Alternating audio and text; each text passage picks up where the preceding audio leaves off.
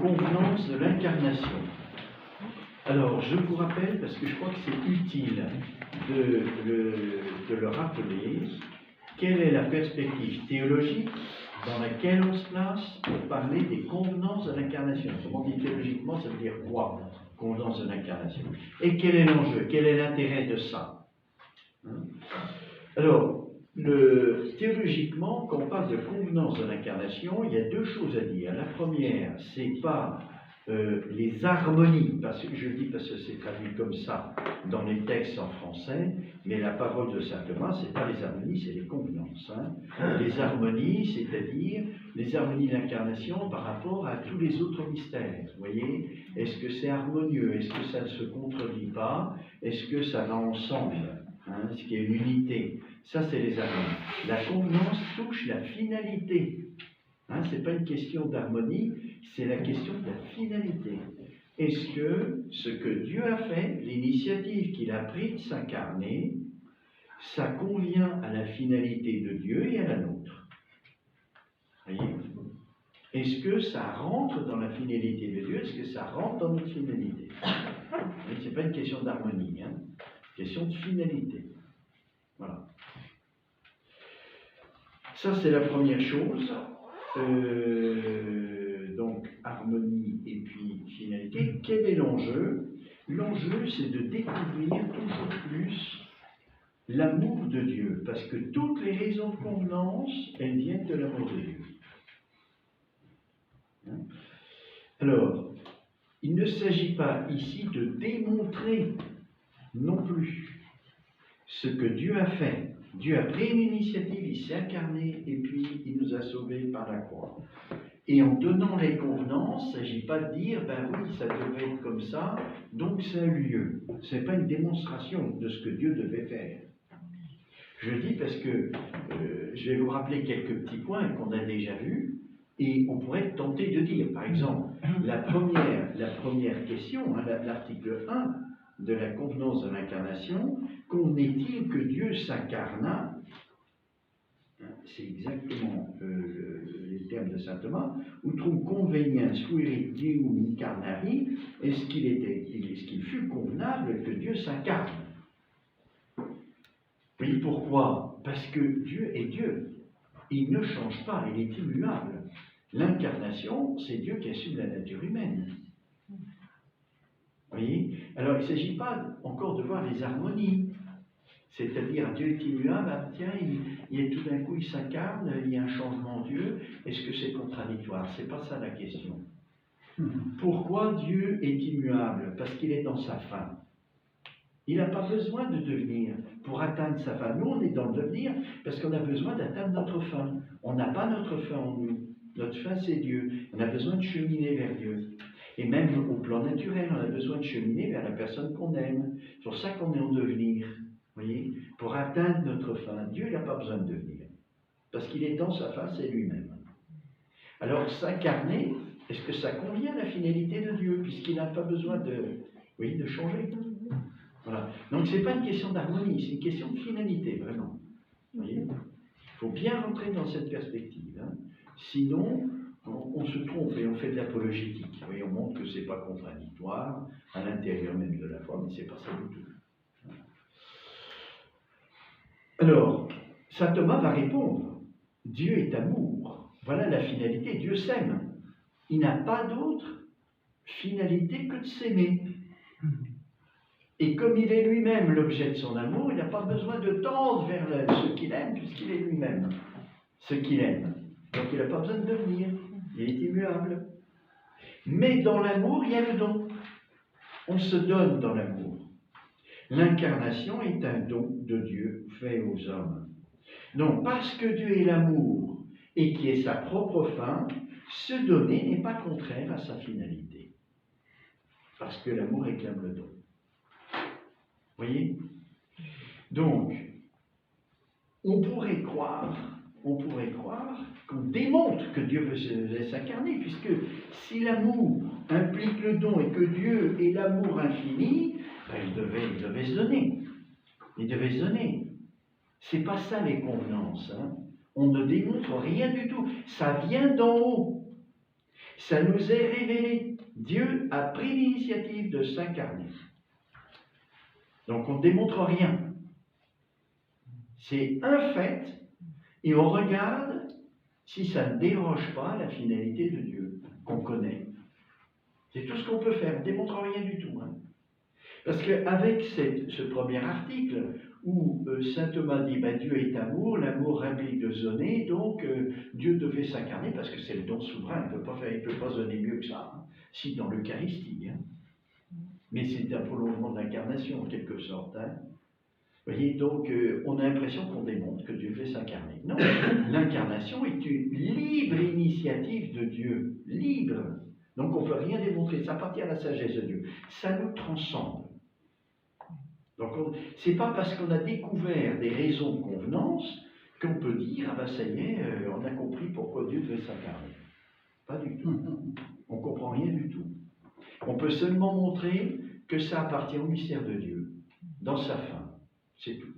Pas plus que ça. C'est pauvre, hein, la théologie, on ne démontre rien du tout. Hein. Bon. Alors, nous en étions arrivés, après avoir vu l'aspect positif, j'allais dire, hein, des convenances d'incarnation, Dieu est amour, et il est sa propre fin. Et dans sa fin, peut entrer le don dans l'incarnation. On regarde de notre côté à nous. Une fois qu'on a regardé, contemplé Dieu, et qu'on a vu qu'il y avait des raisons de convenance, on regarde de notre côté à nous. Est-ce que ça convenait ? Oui, parce que, et encore là, on ne démontre rien. C'est l'Écriture qui nous enseigne. Et qu'est-ce que l'Écriture nous dit ? Dieu a tellement aimé le monde, vous savez, dans Saint Jean, chapitre 3, hein, quand il parle avec Nicodème, Dieu a tellement aimé le monde qu'il a... Oui, il a envoyé son Fils, hein, non pas pour juger le monde, mais pour le sauver. Ça nous est révélé. Donc on ne démontre rien. Ça vient d'en haut. Mais on va montrer que c'est convenable pour notre finalité. Dieu pouvait nous sauver autrement, il est tout-puissant, il n'était pas obligé de s'incarner. Alors pourquoi il s'est incarné par rapport à notre fin à nous? Parce que c'était la meilleure manière de nous sauver. Vous voyez, le salut, ce n'est pas une question de justice, c'est une question, la justice est bien présente bien sûr, hein, mais c'est d'abord une question d'amour. C'est la charité qui nous sauve, hein, qui couvre une multitude de péchés. Pour susciter la charité dans notre cœur, il faut que nous soyons attirés par la bonté de Dieu. Comment Dieu pouvait-il mieux manifester sa bonté qu'en s'incarnant et en mourant sur la croix pour nous? Il ne pouvait pas faire plus. Hein. Et c'est pour ça que ça convient très très bien à notre salut. Parce que c'est une question d'amour. Vous comprenez? Alors après, on cherche, mais est-ce qu'il voulait nous sauver du péché originel ou du péché actuel? Quel est le plus grave? Et Saint Thomas répond, les deux sont très graves. Le péché originel, si on considère l'étendue du mal, c'est plus grave que le péché actuel. Mais si on considère la responsabilité personnelle, le péché actuel est plus grave. Il est venu pour les deux. Mais surtout pour le péché originel, parce qu'il n'y a que Dieu qui peut enrayer l'étendue du mal, comme ça. Et un mal qui a une certaine profondeur, parce que malheureusement, nous souffrons tous les conséquences de ce mal encore aujourd'hui, les conséquences du péché originel. Après avoir donc regardé les convenances en contemplant le mystère de Dieu amour, en contemplant aussi le salut de l'homme, on regarde un autre aspect qui regarde plus le conditionnement de l'homme, c'est-à-dire le temps où Dieu s'est incarné. Dieu s'est incarné à un moment donné du temps, pas n'importe quand. Voilà, merci. Alors, oui, il ne s'est pas incarné n'importe quand. Ça appartient à la sagesse de Dieu. Est-ce qu'on peut avoir une lumière sur cette sagesse de Dieu? Et quel est l'intérêt d'avoir cette lumière? C'est de découvrir l'amour de Dieu, parce que la sagesse de Dieu, c'est son amour. Hein. Et si on a une lumière pour comprendre un tout petit peu pourquoi Dieu a choisi ce moment-là, on ne comprendra jamais, hein, c'est un mystère, ça nous dépasse. Mais on peut avoir quelques petites lumières, et on découvre encore plus l'amour de Dieu. Oui, vous voulez dire? C'est la question convenir qui m'embête un peu. ça vient de Dieu, ça ne peut que convenir. Ça serait pas plutôt... Ah oui, tout à fait, si, si. Ah bon. Ah non, non, non, ça vous avez raison. Hein. Oui. Comme Dieu l'a annoncé, il a pris l'initiative, c'est dans les Écritures, ça convient. Tout ce que Dieu fait convient. Voilà. Mais pourquoi ça Et convient? pourquoi? Voilà, c'est ça. Hein. Alors, on essaye de mettre notre intelligence au service de la parole de Dieu, vous voyez? Tout ce que fait Dieu est convenable, est souverainement convenable, tellement convenable que ça nous échappe. C'est un mystère. Hein. Mais on peut peut-être découvrir quelque chose, puisque ça nous est révélé avec des paroles humaines, peut-être qu'on peut comprendre quelque chose. Et c'est ça que fait saint Thomas, il essaye de comprendre. Voilà. Alors, par rapport au temps, il y a deux questions qui se posent. Est-ce qu'il convenait que Dieu s'incarne dès le début de la création, ou au contraire au terme, avant le retour de Christ, ou en même temps que le retour de Christ? Voilà. Pourquoi Dieu a choisi après 2000 ans? Et je peux vous dire, dans la sagesse de Dieu, c'est à la seconde près. Hein. Il n'a pas choisi un temps, ben voilà, en gros, ça va être cette semaine. C'est à la seconde près. Hein, parce que Dieu, dans sa sagesse, il connaît tout, il sait tout, et donc il choisit le moment le plus juste. Alors pourquoi? Alors, première question, c'est l'article 5. Convenait-il que Dieu s'incarna dès le commencement du monde? Et article 6, qui termine la première question des convenances, c'est convenait-il que Dieu s'incarna à la fin du monde? Alors on commence au début. Hein? Convenait-il que Dieu s'incarnait dès le commencement? Toute cette raison du choix de Dieu sur le temps, ça vient de sa sagesse et de son amour. Dieu nous a tellement aimés, comme dit Saint Jean, qu'il a envoyé son Fils dans le monde. Alors, il a envoyé son Fils dans le monde dans un certain temps, et ça vient de l'amour de Dieu. Il a tellement aimé le monde que... Donc, en cherchant ça, ça nous éclaire sur l'amour de Dieu. Et vous allez voir. Donc, je vous lis la première objection. Hein. Si vous avez l'habitude maintenant, hein, saint Thomas, avant de donner son point de vue, et l'autorité, d'abord, de l'Église, hein, d'abord, qui est la première autorité. Le raisonnement humain, c'est une autorité bien seconde par rapport à la révélation, à la parole de Dieu. C'est le patrimoine de tradition de l'Église théologique. Hein. Il donne d'abord l'argument d'autorité, puis après, il donne son opinion à lui. Hein, qui n'est pas une opinion, c'est appuyé quand même scientifiquement. Hein. Et puis, encadré d'objections et de réponses. Pour bien nouer la question, il faut voir les difficultés qui se posent. Si on ne voit pas les difficultés, on ne comprend pas l'enjeu de la question. Hein. Alors, la première objection. L'œuvre de l'incarnation provient de l'immense amour de Dieu. Selon cette parole de l'apôtre, donc ça se trouve aux Éphésiens, Dieu, citation, Dieu dans la richesse de sa miséricorde et poussé par la grande charité dont il nous a aimés, alors que nous étions morts du fait de nos chutes, nous a rendu la vie avec le Christ. Mais l'amour se porte sans retard au secours de l'ami qui se trouve dans le besoin. Il est écrit en effet dans les Proverbes, ne dis pas à ton ami, va et reviens demain, je te donnerai, quand tu peux donner sur l'heure. Il semble donc que Dieu devait, dès le principe, venir au secours du genre humain par l'incarnation. Oui, c'est une objection très forte. Si Dieu est amour, et qu'il voit ses créatures, ses enfants en difficulté, il ne va pas attendre. Hein, il faut tout de suite donner secours. Vous voyez, la raison, elle est tirée d'amour. Les raisons de convenance qu'on a vues au départ, hein, on a dit pourquoi Dieu s'incarne? Parce que Dieu est amour. Et que l'amour réclame de se donner, mais pas n'importe comment. La manière dont on se donne, ça fait partie aussi de l'amour. Hein, l'amour n'est pas que dans le don, il est aussi dans la manière dont on se donne. Vous voyez, je donne une pièce au pauvre, mais je peux lui balancer comme ça. Et ça, c'est pas charitable. J'ai fait un don, qui est déjà la charité. Mais la manière de le faire, ça appartient aussi à la charité. Alors, si Dieu est amour, il doit se donner, mais la manière dont il se donne, c'est pas attendre. On ne fait pas attendre un ami. On lui donne tout de suite ce dont il a besoin. Vous voyez, alors là, il y a quelqu'un qui m'avait posé la question tout à l'heure, la différence entre l'amour humain et la charité. Là, on voit bien la différence. Hein. Quand on dit l'amour réclame de se donner et de se donner tout de suite, ça, c'est le raisonnement humain selon l'expérience que nous avons d'amour. La charité est surnaturelle. C'est autre chose. Vous voyez, donc on ne peut pas projeter nos raisonnements humains sur Dieu, c'est faux. Dieu est tout autre.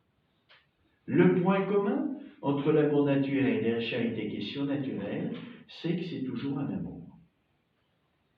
Mais se donner sans attendre, ça c'est humain, le plus vite possible. Mais dans la sagesse de Dieu, il y a d'autres raisons, qui appartiennent à l'amour encore, mais on va voir. Deuxième objection. Saint Paul écrit à Timothée, le Christ est venu en ce monde sauver les pécheurs. Mais ceux-ci eussent été sauvés en bien plus grand nombre si dès le commencement du monde, Dieu se fût incarné. Le fait d'attendre, ça multiplie les pécheurs et les damnés. Au cours des siècles, en effet, beaucoup, par leur ignorance de Dieu, sont morts dans leurs péchés. Si le but de l'incarnation, c'est sauver l'humanité, pour en sauver le plus grand nombre, il faut qu'il sauve la faute commise.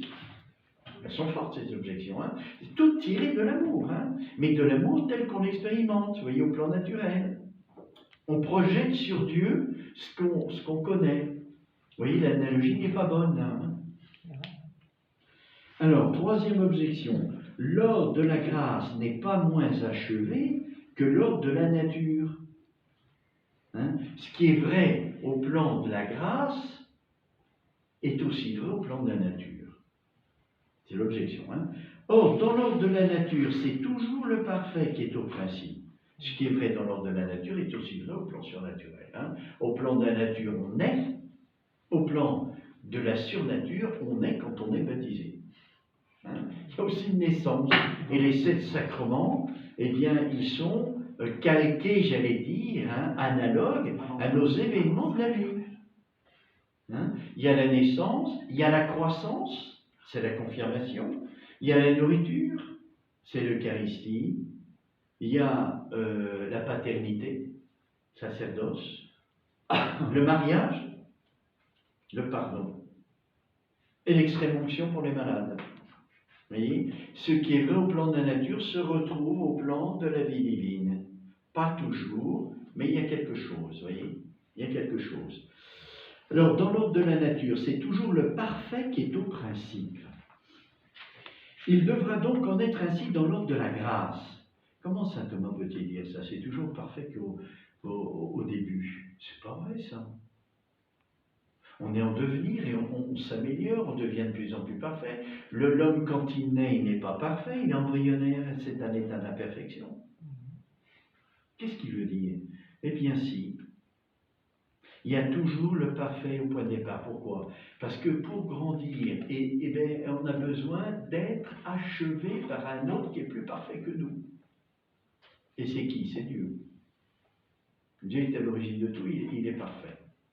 Vous voyez, on ne pourrait pas progresser s'il n'y avait pas le Créateur. Le parfait est toujours au principe de tout devenir. Mais d'autre part, c'est dans l'incarnation que la grâce se trouve réalisée en perfection. Alors si déjà au plan naturel, le parfait se trouve au point de départ, entre guillemets, hein, parce que Dieu n'a pas de point de départ, mais il est avant nous. Hein, et c'est pour ça qu'on peut progresser en devenir. Oui, on tend vers lui. Il faut qu'il nous attire, voyez, pour tendre vers lui. C'est ce qui se passe.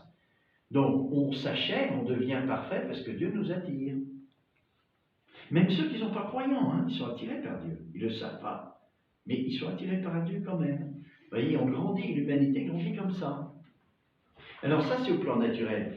C'est encore plus vrai au plan surnaturel. Vous voyez, on fait une analogie entre le plan naturel et le plan surnaturel. C'est dans l'incarnation que la grâce se trouve réalisée en perfection, car le Verbe s'est fait chair, dit saint Jean, et il était plein de grâce et de vérité dans le prologue. Hein. Le Christ a dû par conséquent s'incarner aux premières heures de l'existence du genre humain. Si au plan naturel, le parfait précède l'imparfait, au plan surnaturel, ça doit être pareil. Et au plan surnaturel, où est-ce que la grâce est parfaite? Dans le Christ. Tous ceux qui reçoivent, que ce soit avant le Christ ou après le Christ, ils reçoivent la grâce du Christ. Donc, au plan naturel, on grandit parce qu'il y a la perfection avant qui nous attire vers lui. Et donc la grâce au plan surnaturel qui doit nous faire grandir, progresser en sainteté, exige que le Christ soit au point de départ. Vous voyez, 3 raisons tirées de l'amour. Dieu nous attire. Et je progresse parce que Dieu m'a créé en m'attirant. Et au plan surnaturel, c'est pareil. Il me recrée en m'attirant. Il me donne la grâce qui est une attraction qu'il exerce sur moi au plan surnaturel.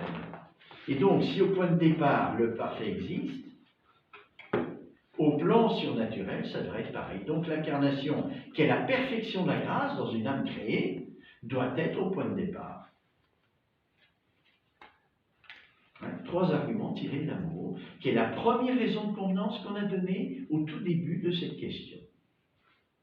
Donc, ce sont des choses extrêmement fortes comme objection. Si je vous donnais un bout de papier, vous allez, répondez maintenant aux objections. C'est pas si facile que ça. Alors, voilà l'argument d'autorité que donne saint Thomas. Saint Paul écrit aux Galates: quand vint la plénitude des temps, Dieu envoya son Fils, né d'une femme.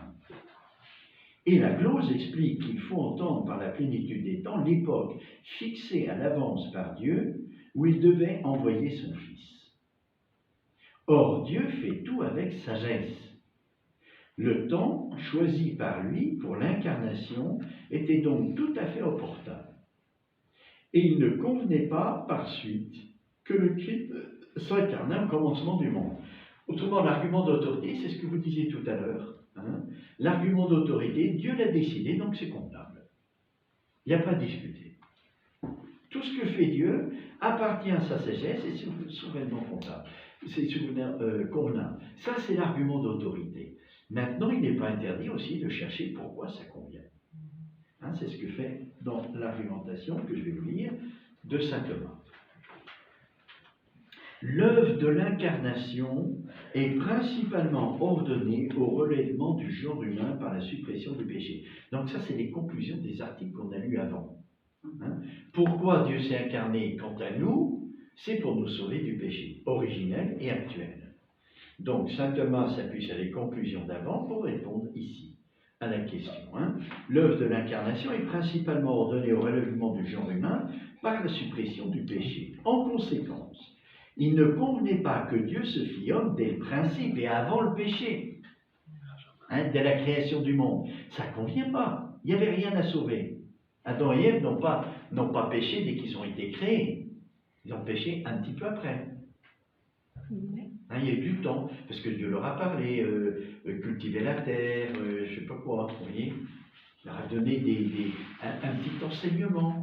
Et puis Dieu a créé l'homme et la femme, et bon, on peut penser que la femme a été créée après l'homme, etc. Enfin, ils n'ont pas péché tout de suite. Il y a le serpent qui leur a parlé aussi. Puis il y a eu un dialogue. Il y a un petit devenir, même s'il est très court, il y a un petit devenir. Donc, il ne convenait pas que Dieu s'incarne dès le commencement du monde. Pas possible. C'était idiot. Il n'y avait rien à sauver.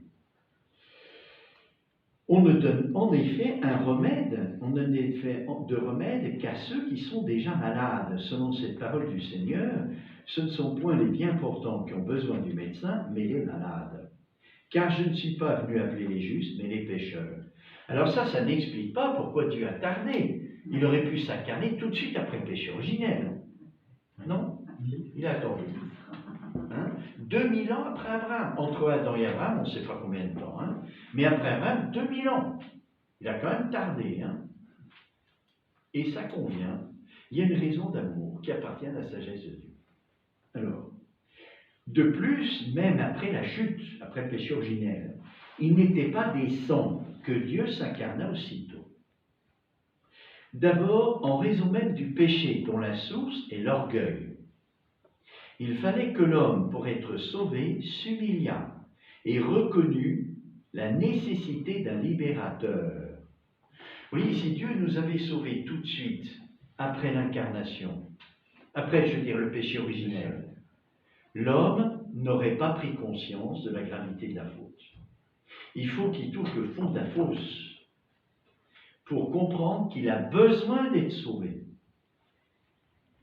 Dieu ne nous traite pas comme des enfants gâtés. T'es fait mal, allez hop, je te donne tout de suite la récompense. Je te donne tout de suite le remède, je te donne tout de suite. Tu es en difficulté, je te donne tout de suite. Il faut du temps pour que l'homme mûrisse. C'est une question d'amour, ça aussi. Hein. Raison d'amour, c'est Dieu nous aime et il respecte notre devenir. Il respecte notre temps. Vous voyez, autrement dit, la générosité et la charité, c'est pas pareil. Dans la générosité, je donne tout de suite. Il y a un problème, je donne. Dans la charité, est-ce que c'est le bien de celui à qui je donne? Oui, la générosité, elle peut être très égocentrée. Hein. Je me fais du bien parce que je donne tout de suite. Et on me glorifie parce que je fais tout de suite. Vous voyez? Mais Dieu nous aime bien plus que nous pouvons aimer. Et donc, il n'est pas généreux mais charitable. Vous voyez? Il tient compte du temps. C'est pour ça que pour le baptiser un adulte, il faut 2 ans, normalement. Il faut du temps pour que ça mûrisse. Et je vous ai dit ce matin, l'homélie, les scrutins, c'est pour que le baptisé se rende compte qu'il a besoin d'être sauvé. Et donc d'être lucide sur lui-même, ses péchés, ses défauts, ses nanana, et qu'il ne peut pas s'en sortir tout seul.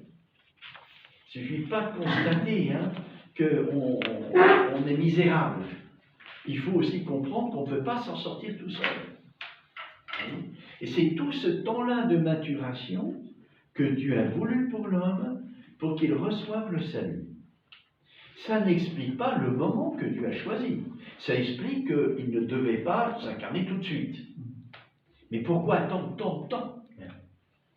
Pourquoi attendre tant de temps?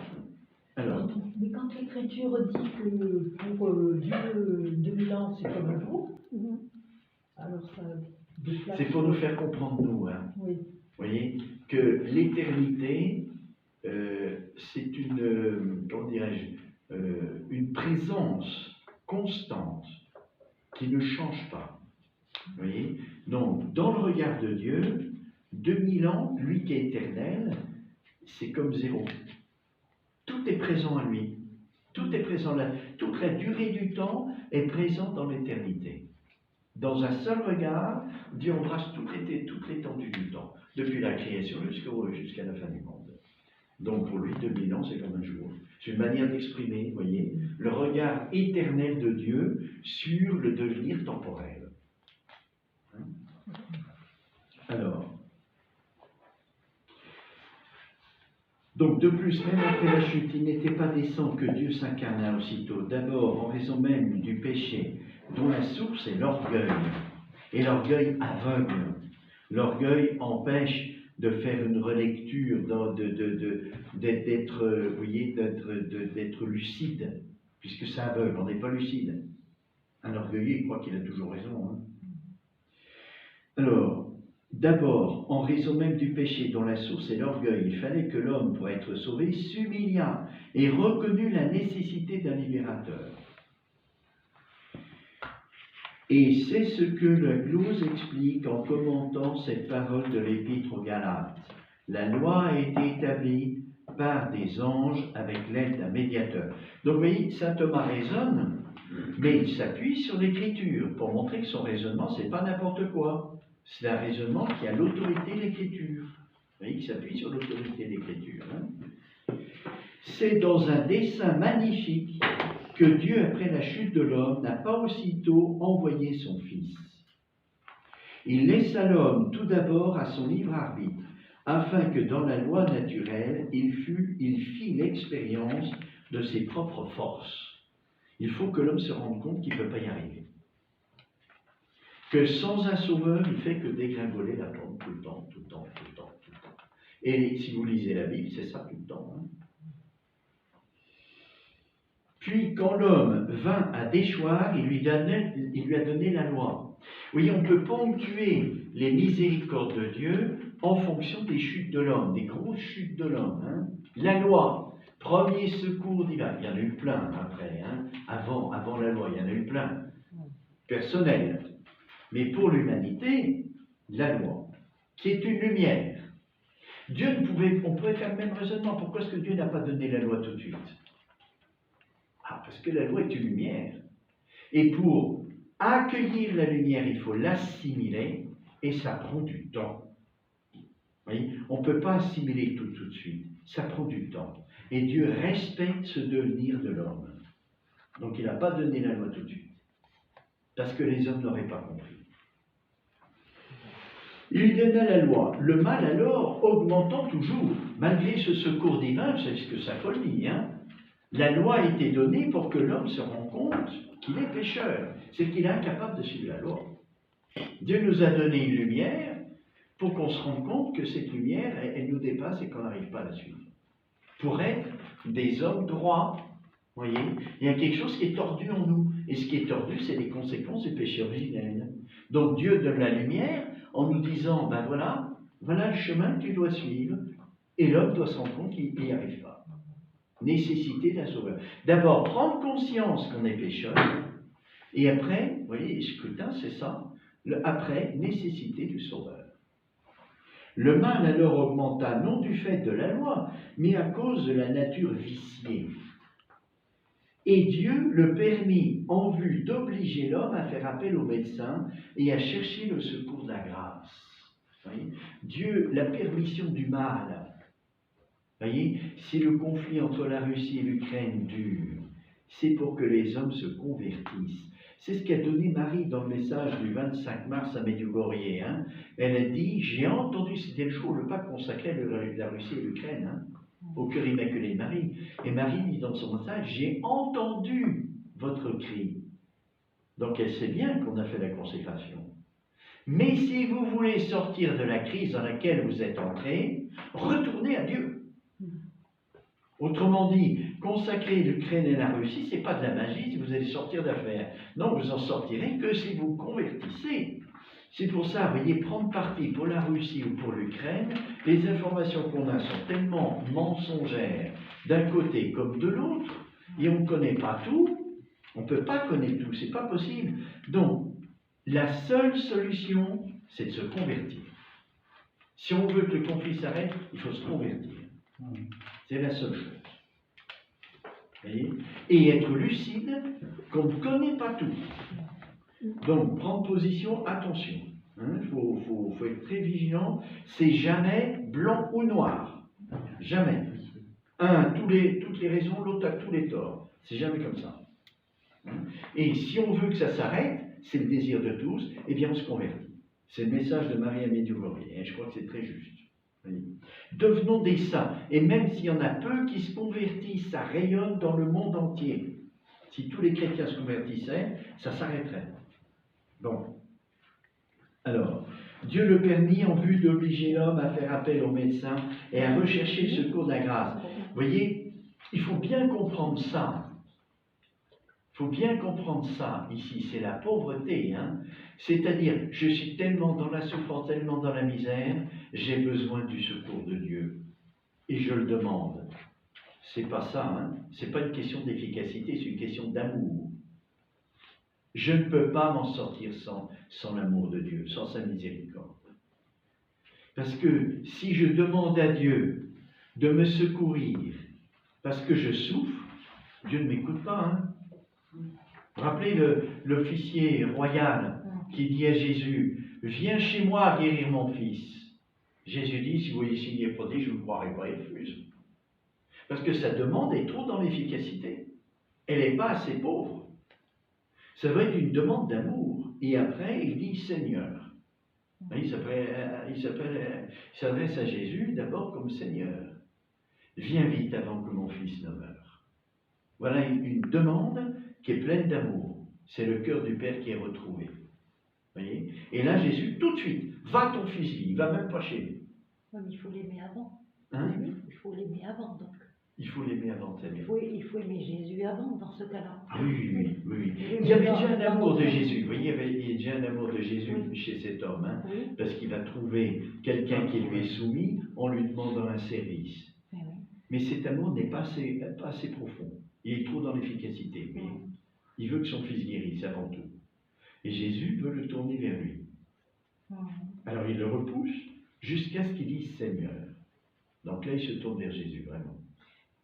Mais dans notre monde là, actuel, on se rend bien compte qu'on n'a pas, comment dire, ça va tellement mal, entre guillemets, qu'on demande, bon, à un moment donné, on demandera l'aide de Dieu, mais, Voilà. mais par rapport à nos manques, avant de l'aimer, vous voyez ce que je veux dire? Il y a Oui, aussi je d'autres comprends, mais étapes. ça, oui, bien sûr, c'est des étapes.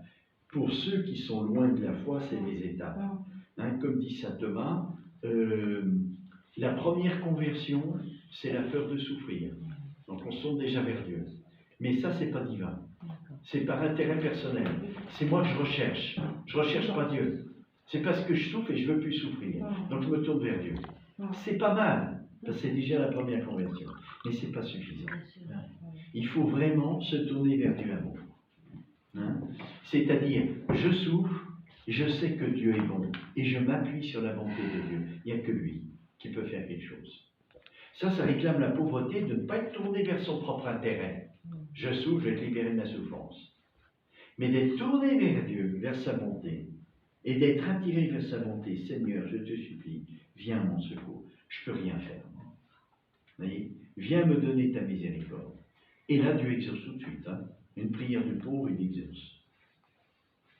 Vous comprenez la différence entre recourir à Dieu par l'efficacité, parce que c'est égocentré sur moi, j'aime pas souffrir, donc je demande le secours de Dieu, et puis une demande d'amour où je me tourne vers la bonté de Dieu, et je suis plus égocentré vers moi.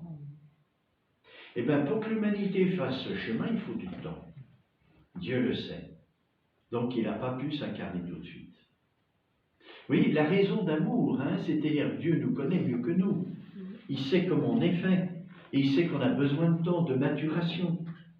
Donc, il ne convenait pas du tout que Dieu s'incarne tout de suite.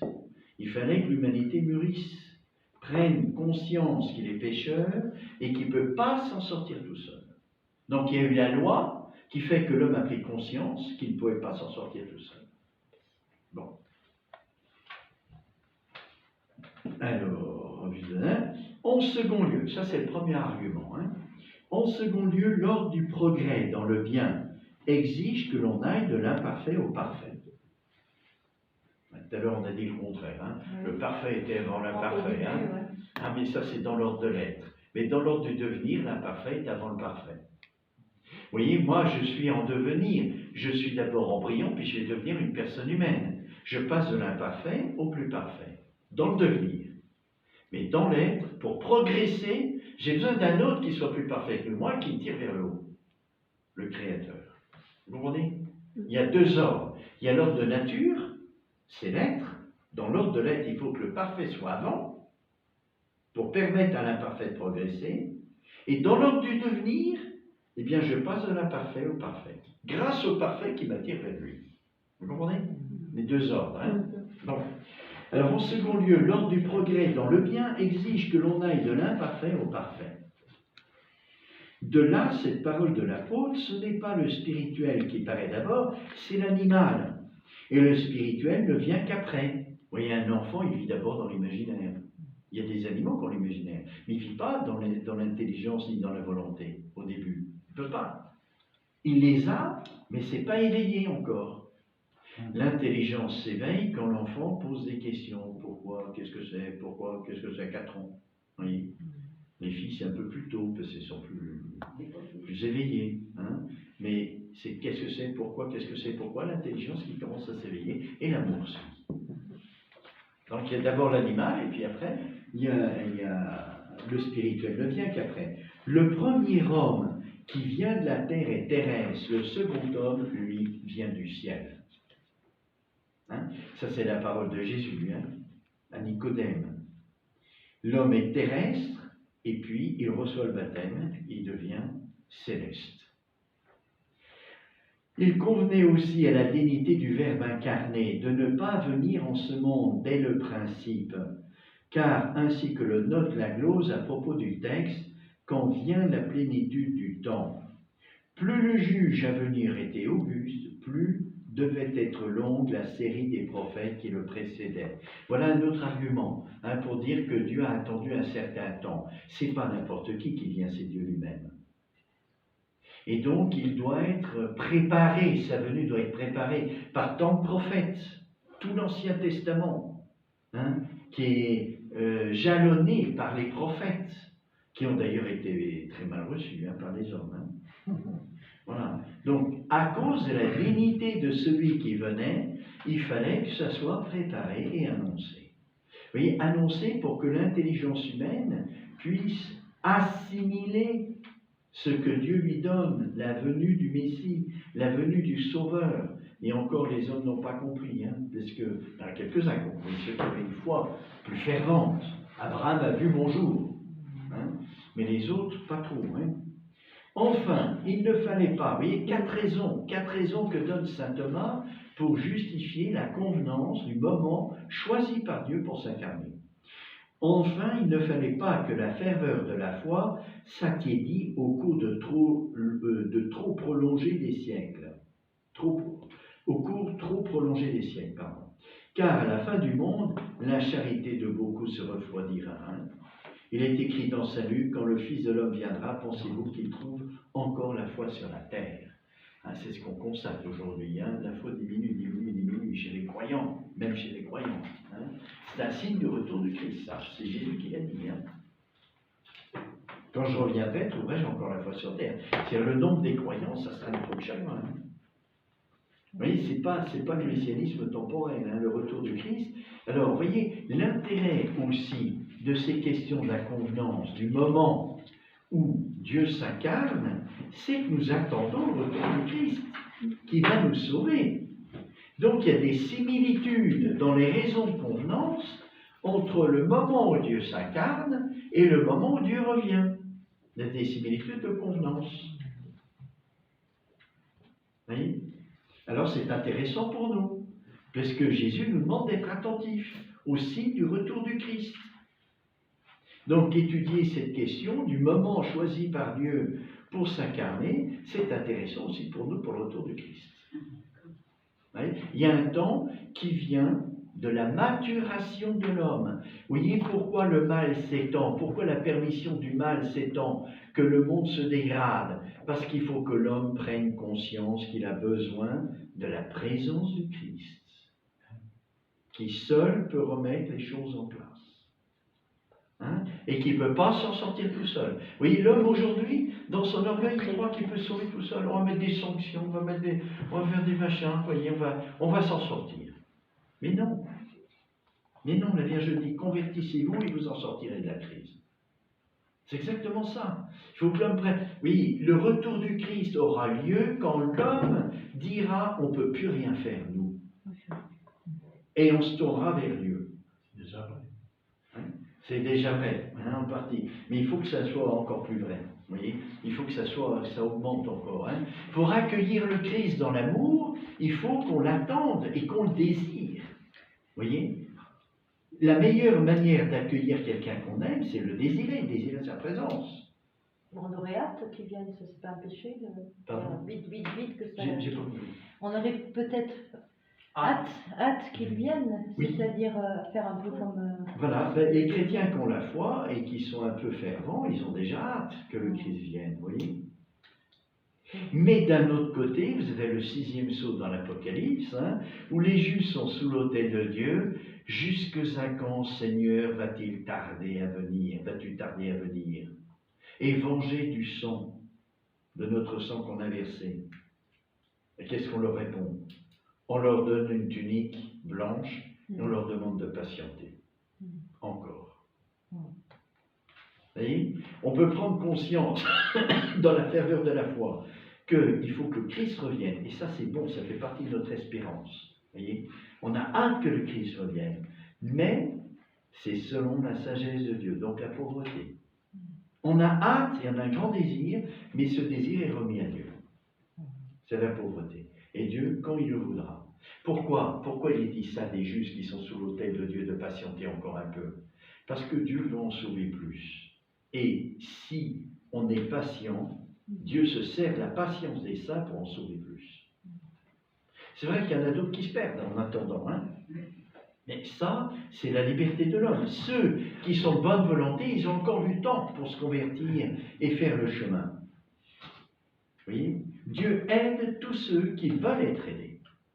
Ceux qui ne veulent pas être aidés, de toute façon, on peut attendre ou pas attendre, c'est pareil, ils ne veulent pas être aidés. Mais ceux qui sont de bonne volonté, Dieu veut les aider. Ils vont récupérer. Alors c'est pour ça que quand on subit des peines, des souffrances, des injustices, etc., pensons que Dieu se sert de notre patience pour en sauver plus. Ça nous aide à tenir. Allez, on continue. Donc, 4 raisons, je résume. La première raison, c'est que Dieu ne pouvait pas s'incarner au début parce qu'il n'y avait pas de péché. Quand Adam et Ève sont décrits, ils ont péché après. Donc ça, c'était stupide. Mais même après la faute originelle, il fallait attendre un peu, ça c'est l'économie divine, que l'homme soit lucide et qu'il comprenne qu'il ne peut pas s'en sortir seul. Alors Dieu a donné, il y a des étapes, il y a eu la loi. Par exemple, la loi que Dieu a voulu pour que... Et puis après, il y a eu Moïse. La loi, Moïse, oui, c'est pareil, c'est Moïse qui a reçu la loi. Mais Moïse qui a fait sortir le peuple d'Israël de l'esclavage de l'Égypte. Et la loi, pour que l'homme soit conscient qu'il ne peut pas suivre la loi. Il a besoin d'être aidé. Comme dit saint Paul, la loi a été donnée comme pédagogue pour que l'homme prenne conscience qu'il est pécheur, il ne peut pas s'en sortir tout seul. Et Dieu a attendu encore que ça mûrisse jusqu'à un moment précis. Et ça, on ne peut pas le préciser, nous, on ne peut pas dire plus que ça. On ne peut pas dire plus que ça. On peut comprendre pourquoi Dieu a attendu. Oui, la dernière question, et convenait-il que Dieu s'incarne à la fin du monde? Ça, c'est la question de la nécessité de l'Église. Cette question-là, Dieu devait-il s'incarner au début de la création? Ça justifie tout l'Ancien Testament, la préparation que Dieu a voulu. Et après, c'est le temps de l'Église. Le pourquoi de l'Église, le pourquoi de l'Ancien Testament. Pourquoi l'Ancien Testament? Parce que Dieu respecte l'homme et il faut qu'il devienne, il faut qu'il mûrisse, il faut qu'il désire le Sauveur. Sans ça, il n'est pas prêt à le recevoir. Déjà qu'il s'est fait jeter et crucifié, alors, oui. Bon. Deuxième argument, c'était celui-là. Troisième argument,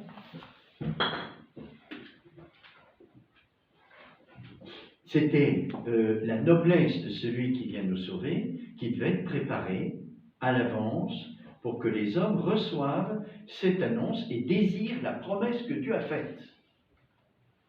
Et quatrième, il ne faut pas non plus attendre à la fin. Donc ça sera développé dans l'article 6, parce que la foi, ça t'y est dit. Et il n'y a plus rien à sauver. Donc il fallait quand même bien avant. Il y a un juste milieu qui appartient à Dieu. On ne peut pas dire plus. Mais déjà, c'est pas mal. Vous voyez, on voit combien Dieu, dans son gouvernement divin, respecte l'homme. Vous voyez, son rythme, son devenir. Puis à un moment donné, il prend l'initiative. Parce que c'est le temps juste. Alors maintenant, voyons les réponses aux questions. Alors, première réponse.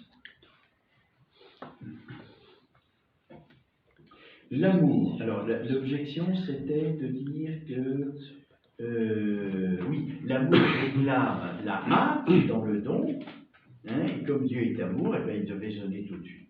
Alors, que répond saint Thomas à cette objection? L'amour se porte sans tarder au secours de l'ami, mais en tenant compte de l'opportunité des circonstances et de la condition des personnes. Si le médecin appliquait certains remèdes aux malades dès le principe de la maladie, ceux-ci seraient moins efficaces, peut-être même plus nuisibles qu'utiles. Dieu, vous voyez, moi je vais me faire opérer de la cataracte.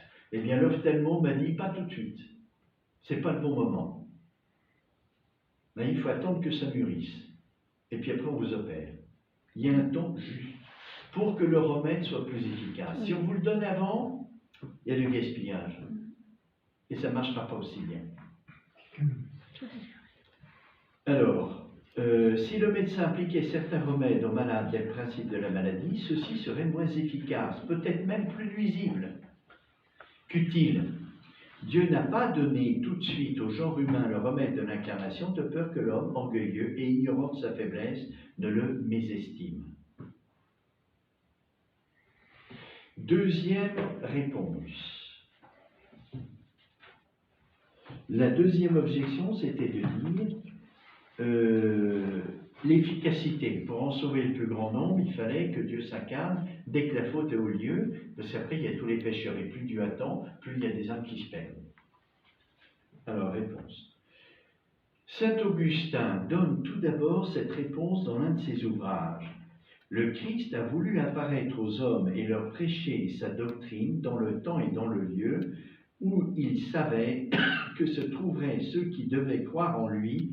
Il prévoyait en effet, lui présent, et malgré ses miracles, un grand nombre refuserait de croire en lui et à sa prédication. Vous voyez, dans la première réponse que donne saint Augustin, il y a aussi cette dimension d'efficacité. Dieu ne s'est pas incarné tout de suite, parce qu'il savait qu'il serait refusé.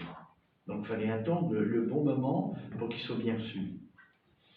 Revenons sur ce sujet dans un autre ouvrage. Saint Augustin se rétracte. Pouvons-nous dire, écrit-il, que les habitants de Tyr et de Sidon n'auraient pas voulu croire si de tels miracles avaient été accomplis parmi eux, alors que d'autre part le Seigneur nous affirme qu'ils se seraient grandement humiliés et auraient fait pénitence. Aussi, comme le dit l'apôtre, il ne s'agit ni de vouloir, ni de courir, mais que Dieu fasse miséricorde. Dieu sait en effet ceux qui croiraient à ces miracles s'ils en étaient les témoins. Il vient en aide aux uns parce qu'il le veut, il ne vient pas en aide aux autres parce que dans ses desseins cachés mais justes, il en a jugé autrement. Croyons donc sans hésiter à sa miséricorde envers ceux qu'il sauve et à sa justice envers ceux qu'il punit. Alors voilà une réponse de saint Thomas qui est difficile à comprendre. C'est-à-dire que ce que saint Thomas dit, c'est que la miséricorde, il n'y a pas de calcul. Dans la justice, oui, mais pas dans la miséricorde, elle est gratuite. Donc c'est quand Dieu le juge bon. On peut avoir des convenances, et on les a vues. Il y a des convenances. Mais alors après, il y a du plus et du moins. On ne peut pas, voilà. C'est la miséricorde de Dieu, parce que Dieu connaît les cœurs, il sonde les reins, et donc il sait, lui, quand est-ce qu'il faut intervenir. Vous voyez ? Mais la miséricorde de Dieu, elle est toujours gratuite. C'est-à-dire, on ne commande pas le temps où Dieu, vous voyez, on a trouvé, alors maintenant l'homme est suffisamment mûr, et donc il est temps que Dieu s'incarne. La raison de convenance, elle ne donne pas une nécessité à Dieu. Dieu librement, parce que c'est un acte de miséricorde, il est libre. Il a décidé, c'est une initiative qui appartient à sa sagesse. Nous, de notre côté, on essaye de comprendre. Mais Dieu, dans sa sagesse, il décide du moment. Vous comprenez ?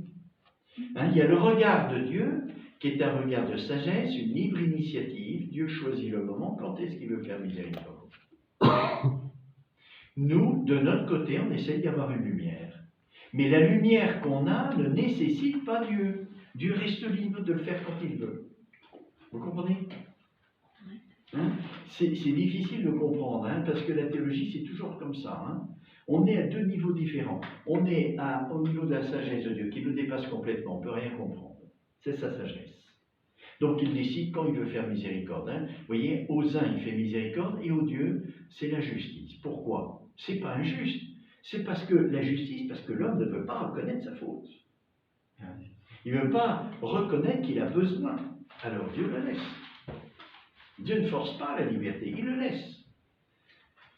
Vous voyez, pourquoi t'es-tu manifesté à nous et pas aux autres, dit un des apôtres à Jésus. Pourquoi est-ce que Jonathan va être baptisé et puis plein d'autres non? Pourquoi? Parce que Dieu sonde les reins et les cœurs. Et il sait qu'il est prêt. Vous voyez? Il sait qu'il y a quelque chose en lui qui fait qu'il peut recevoir le don de Dieu. Nous, on ne sait pas. On ne mesure pas ce qu'il y a dans l'âme et dans le cœur de l'homme. On ne peut pas savoir. C'est la sagesse de Dieu. Dieu décide dans sa miséricorde le moment juste, parce qu'ils sont des reins et des cœurs. Nous, de l'extérieur, on dit, ben, Dieu il fait miséricorde aux uns et pas aux autres. Ça paraît comme ça, mais c'est pas comme ça. Troisième objection, c'était de dire, donc, oui, l'ordre de la grâce n'est pas moins achevé que l'ordre de la nature.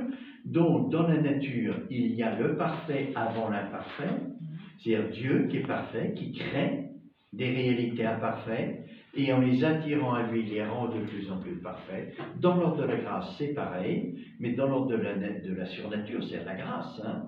Le plus parfait, c'est quoi? C'est le Christ. Il a la plénitude de grâce. Et donc, pour attirer à lui tous les hommes, il fallait qu'il soit au point de départ, comme le Créateur. Le Créateur est au point de départ des points de départ, c'est entre guillemets, c'est pas bon, hein, mais il est avant les créatures. Il les attire à lui, il leur permet de grandir. Au plan surnaturel, la grâce, la croissance dans la sainteté requiert que celui qui est plein de grâce, dont nous recevons la grâce, soit avant. Il nous attire. Vous voyez? Dieu est créateur, il a créé quoi? Notre âme. Et on grandit comment? En développant les facultés de l'âme, intelligence et volonté. Et il nous attire à lui dans notre volonté. Alors, parce qu'il est avant, on peut grandir. Parce que notre volonté est attirée par Dieu. Notre amour, notre capacité d'aimer, elle est attirée par Dieu. Oui, donc on peut grandir parce que Dieu est avant. Il attire tout Dans le monde. l'ordre, pardon? Il attire tout le monde. Oui, il attire tout le monde. Tout à fait. Donc, il ne peut pas y avoir de développement humain si Dieu n'est pas antérieur pour nous attirer. Oui. Dans l'ordre surnaturel, saint Thomas dit, ben, c'est la même chose. Dans l'ordre surnaturel, c'est l'ordre de la grâce. Elle vient d'où la grâce? Du Christ. De sa plénitude, nous avons tous reçu les grâces pour grâce, hein, dit saint Jean. Hein. Donc, pour grandir dans le chemin de sainteté, il faut que celui qui est parfait, de qui nous recevons la grâce, comme dans le plan naturel de qui nous recevons l'âme, avec les facultés pour qu'elle grandisse, notre grâce pour qu'elle grandisse, il faut qu'on soit attiré par celui qui est plus parfait. Donc il convenait que le Christ s'incarne dès le point de départ. C'était ça l'objection. Alors, que répond saint Thomas? Le parfait précède l'imparfait dans l'ordre du temps et de la nature, lorsqu'il s'agit de réalités diverses. Hein, Dieu et la créature, le Christ et les chrétiens, réalités diverses. L'être imparfait suppose en effet l'être parfait pour le mener à son achèvement. Je peux grandir que si Dieu m'attire. Mais dans une même et seule réalité, l'imparfait, bien que postérieur en nature, est antérieur temporellement. Quand je grandis, je passe de l'imparfait au parfait. Ainsi, par rapport à l'imperfection de la nature humaine, la perfection éternelle de Dieu est antérieure en durée. Mais l'achèvement de cette même nature, par l'union à Dieu, est postérieur. Vous voyez? Il y a les deux ordres. Hein? Il y a l'ordre de perfection, qui est l'ordre de l'être, puis il y a l'ordre du devenir. Dans l'ordre de l'être, le parfait doit être avant. Dans l'ordre du devenir, le parfait est postérieur. On devient parfait, dans une même réalité. On passe de l'imparfait au parfait. Le Christ est venu pour que nous soyons parfaits. Et donc, pardon? J'allais dire, en étant imparfait, non. En étant nous imparfaits. Donc, il faut que l'humanité progresse jusqu'au moment où, que Dieu a choisi, pour s'incarner et nous tirer encore plus vers le haut. Vous voyez? On a besoin. Alors, la grâce du Christ, elle n'a pas été donnée qu'après l'incarnation. Elle était déjà présente avant. Dieu n'est pas dans le temps. Il peut donner la grâce de la croix. Marie, c'est le cas. Hein? Marie est immaculée conception par la grâce de la croix. Elle a reçu la grâce de Christ avant que le Christ soit crucifié. Avant que le Christ soit conçu en elle. Hein? Abraham a vu mon jour. Il avait déjà la grâce chrétienne. Il a vu mon jour, dit Jésus. Vous voyez? Alors, cette foi, elle est imparfaite, elle demande de grandir. Et pour qu'elle devienne parfaite, à un moment donné, il faut la plénitude pour qu'on puisse grandir encore plus. Il y a un moment opportun pour que cette grâce, elle puisse explicitement se développer et atteindre la perfection. Enfin, atteindre la perfection. Du moins, grandir en sainteté. Vous voyez? S'il vous plaît. Et que pourrait-on dire pour la conversion? Alors, c'est une perfection? Enfin, la conversion de l'âme. Oui, la conversion de l'âme. Comment on pourrait l'expliquer par rapport à ça? C'est le don de la grâce, vous voyez. La grâce ne peut pas être reçue n'importe quand. Il faut qu'elle soit reçue dans quelque chose qui la reçoit, c'est l'âme, qui soit disposée. Vous voyez. Quand Dieu fait un don, il n'est pas violent. Parce que c'est l'amour. La manière de donner fait partie de l'amour aussi. Donc Dieu donne la grâce quand l'âme est disposée. Et la disposition, elle est très, comment dirais-je, minime, hein, c'est la bonne volonté. Jonathan, il a déjà la grâce chrétienne depuis longtemps. Hein. Mais à un moment donné, il choisit d'être baptisé pour grandir encore plus vite. Il est déjà grand. Lié. Être lié au Christ, vous voyez, être lié au Christ et puis progresser en sainteté beaucoup plus vite. Parce qu'il va avoir accès à la communion, il va avoir accès à la force du Christ, il va grandir en sainteté beaucoup plus vite. Donc le temps de la plénitude, c'est l'incarnation. Oui, le temps de la plénitude, c'est le temps de l'incarnation. Oui. Il y a comme une aide divine qui est donnée pour grandir plus vite en sainteté. C'était déjà le cas avant, hein, de Abraham jusqu'au Christ, l'humanité a mûri, elle a grandi, elle a pris conscience au moins pour ceux qui avaient la grâce, hein, les pharisiens, c'est pas la chose, hein, mais une partie, vous voyez, de l'humanité, il y a eu des saints quand même, les prophètes, etc., qui ont mûri grâce à l'enseignement de Dieu, mais à un moment donné, ça risque de plafonner. Alors pour redonner un élan, Dieu s'incarne avec une nouvelle lumière qui n'est pas celle de la loi, mais celle de Jésus-Christ, la lumière écrite dans le cœur de l'homme, hein, une loi nouvelle, une lumière nouvelle pour pousser les exigences de la charité beaucoup plus loin. Et à partir de là, on peut grandir de nouveau. Vous voyez, la première aide donnée à Abraham, c'est la parole. Dieu a parlé à Abraham. Il a donné une aide. Grâce à cette parole, Abraham a pu grandir. Vous voyez, antérieurement, Dieu prend l'initiative de parler pour qu'Abraham puisse grandir et sa descendance. Pas tous, hein, parce que le mal a aussi augmenté. Hein? Il y a des hommes qui ont se devenus plus sages, mais il y en a d'autres qui ont chuté.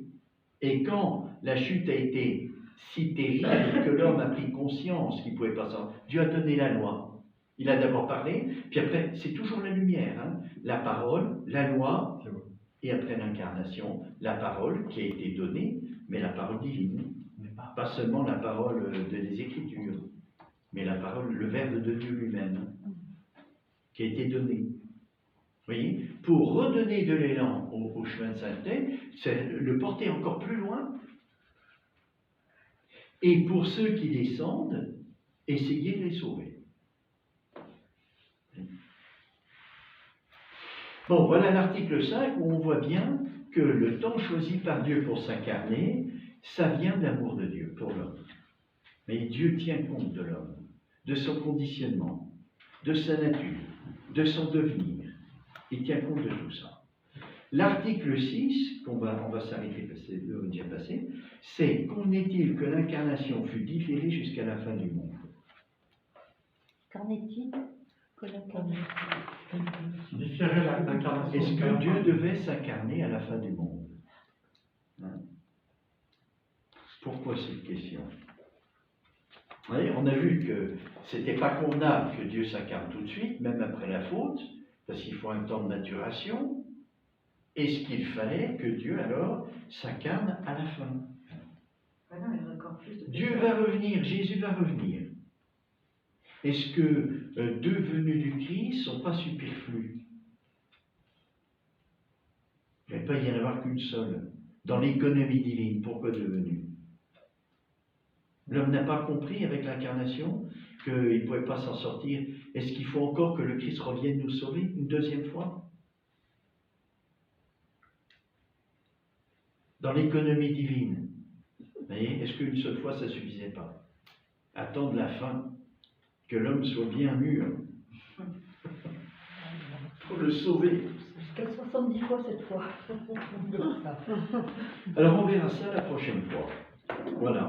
Alors, la prochaine fois, donc, ça sera en mai. Hein, vous avez la date en mai. 22, oui. Au 12. C'est ça. 22. Le 12, dimanche 12 n'existera pas. Réfléchissez, hein, pourquoi Saint Thomas pose cette question, convient-il que le Christ s'incarne à la fin? Ça paraît pour nous un peu une question un peu stupide, parce qu'on aurait plutôt que le Christ s'incarne au point de départ, on comprend mieux. Ouais, mais il a pas de question, hein, pour en sauver le plus possible, parce que ça nous permet de grandir, etc. Pourquoi saint Thomas pose la question, convenait-il? C'est le mystère de l'Église, hein. Dieu a voulu l'Église, pourquoi? Hein, c'est-à-dire que l'incarnation, l'Église est le fruit de l'incarnation, hein. C'est à partir de l'incarnation que l'Église a commencé d'exister. Pourquoi ce temps de l'Église? Pourquoi Dieu a voulu ce temps de l'Église? C'est la question. Si Dieu s'incarne à la fin du monde, il n'y a pas d'Église. C'est fini. Vous comprenez? Donc, à travers cette question du temps, de la sagesse de Dieu, qui s'incarne à un moment précis, il y a toute la question de l'Église. Comme est-ce que Dieu devait s'incarner au début? Il y a toute la question de l'Ancien Testament. Pourquoi Dieu a voulu l'Ancien Testament? Et après, c'est pourquoi Dieu a voulu l'Église. Vous voyez, à travers cette question du temps, il y a des questions derrière qui sont extrêmement importantes. Et qui dépendent toutes de l'amour de Dieu, de sa sagesse. Bon.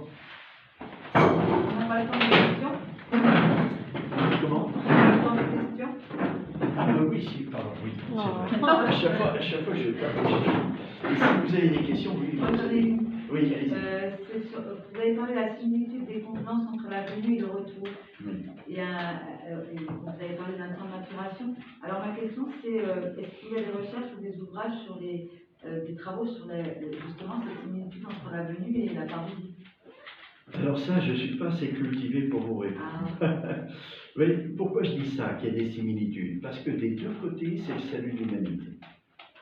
Dieu s'est fait chair pour nous sauver, il reviendra pour nous sauver. Donc les convenances pour lesquelles il reviendra sont semblables à la première venue. Donc c'est intéressant parce que Jésus nous demande d'être attentif au signe des temps. Si on connaît les raisons de convenance pourquoi le Christ s'est incarné, eh bien à la fin du temps, il y aura une similitude. C'est-à-dire il faut que l'homme se rende compte qu'il ne peut pas y arriver tout seul. Aujourd'hui, l'humanité croit qu'elle peut se sauver toute seule, grâce à la science, grâce à la politique, grâce à l'économie, grâce à tas de choses. Il est tellement dans son orgueil qu'il croit qu'il peut sauver lui-même. Donc il va falloir attendre que l'homme souffre et descende bien profondément dans la souffrance pour qu'il se rende compte qu'il ne peut pas y arriver. Et quand ça sera, quand l'homme prendra conscience qu'il n'y a pas d'issue pour lui en dehors de Dieu, alors le Christ reviendra. Mais c'est intéressant. On ne sait pas combien de temps ça va durer. Ça ne nous dit pas la date du retour de Christ. Mais on a un signe très fort là ici. Hein? Très fort. Bon. Pardon, il y avait d'autres questions? La conversion, alors tu parles de la conversion, concrètement ça veut dire quoi? C'est un don de Dieu, la conversion. C'est le don de la grâce. Vous voyez? Alors, il y a des étapes dans la conversion. Il y a la première conversion, dès qu'on fait un acte de bonne volonté, Dieu nous donne la grâce tout de suite. Hein. Mais après, on mûrit. On s'aperçoit qu'on a besoin de quelqu'un qui nous sauve parce qu'on n'y arrive pas. Malgré la conversion, malgré ce retour, on a besoin d'un autre secours. Et ça, c'est le baptême. Mais pour ceux qui ont déjà, qui ont reçu la grâce, qui sont baptisés, On a toujours à se on convertir. a toujours à se convertir. Oui, parce que c'est pas seulement se rendre compte qu'on est pécheur et qu'on n'y arrive pas, ça, qu'on est chrétien et un peu fait avant, on le vit déjà. Mais le salut, c'est une question de charité. Et il nous faut du temps pour progresser en charité. Vous voyez? Et ça, c'est une La autre finalité, question. c'est la charité. Ah oui, toujours. Et donc, il y a mais une charité qui est autre chose que l'amour humain, attention, c'est surnaturel, et ça, on a besoin du temps pour progresser. Donc, on a toujours à se convertir parce qu'on a toujours à aimer plus au plan surnaturel. Et comment on sait qu'on progresse? On ne peut pas le savoir, c'est surnaturel, c'est un mystère. Mais Jésus nous dit, celui qui m'aime, la charité, c'est celui qui fait mes commandements. Donc, si j'observe tout ce que Jésus me prescrit dans l'Écriture, je progresse en charité. Moi, je ne le vois pas, Dieu le voit. Et ce n'est pas intéressant que je m'en rende compte. Ça appartient à Dieu. Mais je sais que si je persévère, même si j'en ai pas l'expérience, ça c'est mon chemin de foi, c'est très désagréable, je ne sais pas où j'en suis. Je ne sais pas si je progresse, je ne sais rien. Et c'est remis à Dieu. Mais si je suis ce qu'il me demande, C'est éprouvant. oui, c'est éprouvant. Mais si je suis, mais c'est éprouvant si on s'en remet à Dieu et que on ne veut pas dominer sa propre vie. Vous voyez, avoir la main sur sa vie, contrôler où est-ce que j'en suis. Pour ça, il faut être pauvre. Une grande pauvreté pour tout remettre à Dieu et dire, ben, tant pis, je fais confiance. Je sais que Jésus m'a dit, si je suis ses commandements, eh bien, je progresse. Celui qui m'aime, c'est celui qui fait mes commandements. C'est dans Saint Jean. Eh bien, je fais ça. Et même si je vois rien, ça fait rien. Je continue. Je persévère. La fidélité, c'est la qualité de l'amour. Attention. Quelles que soient les circonstances. Donc, je persévère. Même si je vois rien, même si j'ai l'impression que je régresse, parfois, c'est ce qui nous arrive dans notre vie chrétienne, l'impression de « oh là là, j'en suis encore là ». Parce que je découvre de plus en plus que je suis pécheur, donc j'ai l'impression de régresser, parfois. Je découvre de plus en plus la gravité du péché. Et donc là, j'ai l'impression de régresser. Mais de toute façon, ça ne nous appartient pas, on n'a pas besoin de ça. Pour suivre les commandements du Christ, on a besoin de lui. Ah oui, oui. Tout seul, on ne peut pas y arriver, donc c'est un... Tout à fait. Mais même pour suivre la loi nouvelle, vous voyez, les 10 commandements, mais la loi nouvelle, c'est bien plus. C'est bien plus que les 10 commandements, qui ne sont pas effacés, parce qu'il y a toujours l'amour de Dieu, l'amour du prochain. Mais la manière d'aimer change. Je n'aime pas l'autre autant que je m'aime, mais autant que le Christ m'aime. Ça change tout. Oui. Et les commandements demeurent les mêmes, mais l'exigence est bien plus poussée avant avec le Christ. Elle est poussée plus avant avec le Christ qu'avant le Christ. Et pareil pour l'amour de Dieu. L'amour de Dieu, la mesure de l'amour de Dieu, c'est le Christ. Et donc, si je suis uni dans l'Eucharistie au Christ, eh bien, l'Esprit Saint me fait vivre parfois des expériences de l'amour de Dieu unies avec l'amour du Christ. Et ça me fait progresser. Vous voyez, le parfait qui est avant l'imparfait. Le Christ, lui, aime Dieu à la perfection, et quand je communie avec lui, eh bien, je progresse. Parce que je l'aime comme lui-même aime. Enfin, je participe, donc c'est moins, bien sûr, c'est plus imparfait. Mais ça me tire quand même vers le haut. Mais il faut que le parfait soit avant l'imparfait pour progresser. C'est pour ça qu'il convenait que le Christ ne vienne pas à la fin. S'il venait à la fin, on n'aurait pas pu progresser plus vite. Vous comprenez? Le temps de l'Église, c'est pour faire des saints. Des gens qui progressent en sainteté. Grâce au Christ, le parfait, qui est le Christ, qui a la grâce plénière. Il nous tire vers le haut. Et le temps de l'Église, c'est pour que la sainteté soit plus grande. Et le premier, c'est Marie. Le parfait est antérieur. Vous voyez, Marie nous tire aussi vers le haut. C'est pour ça qu'elle est au point de départ avec le Christ. On a le Christ et on a Marie, qui tous les deux nous aident à faire le chemin de sainteté. Bon.